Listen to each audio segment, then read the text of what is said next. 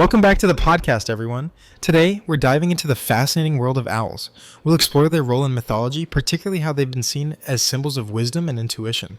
Plus, we'll touch on how this idea of trusting your inner knowing still holds relevance today. So, let's get started. Absolutely. Owls have been around in folklore for centuries.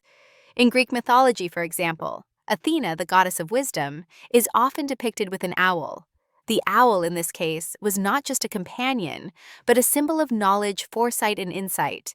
It's interesting how this image of the owl has persisted through time, don't you think? It really is. Owls have this mysterious quality to them, don't they? Their nocturnal nature, the way they can see in the dark, it's almost as if they symbolize the ability to see beyond the surface, to tap into deeper truths. But why do you think they were specifically linked to wisdom and intuition, not just as creatures of the night? I think it has a lot to do with their perception. Their ability to silently fly through the night, hunting with precision, feels almost like they're tapping into an unseen world, just like our intuition. In a way, they represent that quiet inner knowing we all have, that gut feeling that guides us, even when it's hard to put into words. That's a great point. It makes me think about how in modern times, we've kind of lost touch with that instinctual knowledge. We're often too caught up in logic and reasoning, but the owl reminds us that there's wisdom in trusting what we can't always explain. Do you think people are still connected to that kind of intuition, or do you feel like we've drifted away from it? That's a tough one. I think in today's world, with all the noise and distractions, it's easy to ignore that inner voice. People are more likely to trust data or external opinions, but there are moments, small moments, when we do tap into that inner wisdom, especially when we step back and create space for it.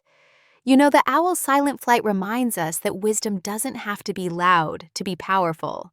True, it's like the quiet moments are where the answers are. It reminds me of how the owl doesn't rush. It's patient, waiting for the right moment to act.